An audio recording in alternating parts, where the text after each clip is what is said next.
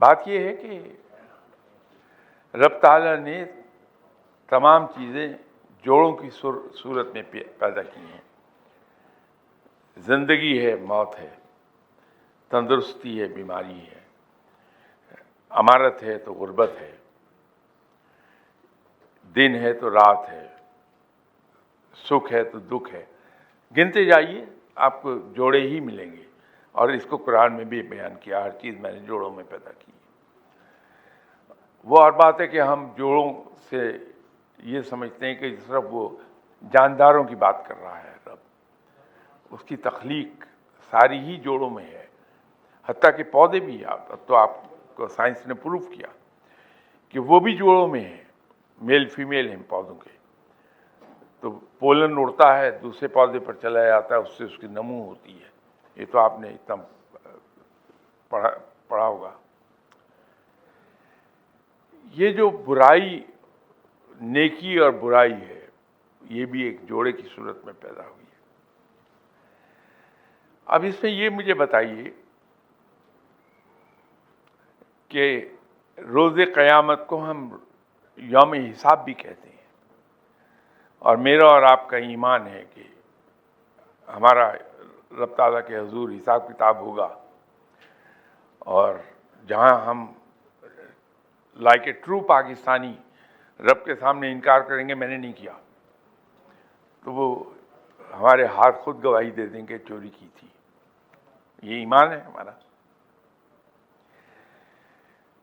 اگر رب برائی نہ بنائے اور ہمارے پاس اختیار نہ ہو اچھائی اور برائی میں سے ایک چیز چن لینے کا، تو پھر حساب کس چیز کا ہے؟ اکاؤنٹیبلٹی تو صرف وہاں ہوتی ہے جہاں اختیار ہوتا ہے. اگر برائی کا وجود ہی نہ ہوتا تو ہم تو رہتے ہی نیکی کی راہ پر، تو ہمارا حساب کتاب کاہے کا ہوتا ہے؟ ایک بات تو یہ ہے. دوسری بات یہ ہے کہ سب چیزیں رکھ دی گئیں، نیکی ہے، بدی ہے، اچھائی ہے، برائی ہے، سب چیزیں ہیں. ہمیں اختیار دیا ہے رب نے تین چیزوں کا. وہ آزادی ہے سوچنے کی کہ جو چاہے ہم سوچ لیں. کوئی فرشتہ آ کے مجھے منع نہیں کرے گا کہ میں یہ سوچوں کہ ان صاحب کے ہاتھ پر گھڑی بڑی اچھی میں چرا لوں، سوچتا رہوں. کوئی فرشتہ تو منع نہیں کرتا. ارادے کی آزادی ہے مجھے. اس کے بعد عمل کی آزادی ہے. میں جب چوری کر رہا ہوں تو کوئی فرشتہ مجھے نہیں آ کے روکتا ہاتھ پکڑ کے کہ چوری مت کرو، اس لیے کہ مجھے رب تعالیٰ نے اس زمین پر اتارا ہے اپنے خلیفہ کی حیثیت سے. اور یہ اصول ہے کہ قادر مطلق کا خلیفہ کبھی مجبور محض نہیں ہو سکتا، وہ قادر ضرور ہوگا. تو قادر مطلق نے اپنے خلیفہ کو اختیارات دے کے زمین پہ اتارا. اب جب اختیار دیے ہیں تو عمل کی آزادی بھی عطا فرمائی ہے.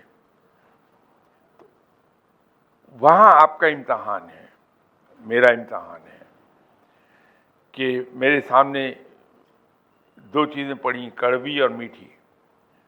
میں ان میں سے کیا لیتا ہوں، جبکہ اللہ نے مجھے کلیئرلی بتایا ہے کیا اچھا کیا برا، کیا کرو کیا نہ کرو. ڈوز اینڈ ڈو ناٹس دونوں کی بڑی لمبی فہرست ہے.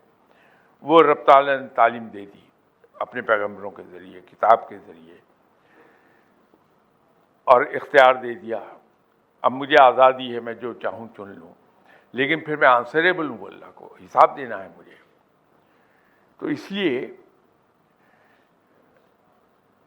بدی اگر موجود نہیں ہوگی تو پھر ہمارا حال وہ ہوگا ایسی کریچر جس کا کوئی حساب کتاب نہیں ہے.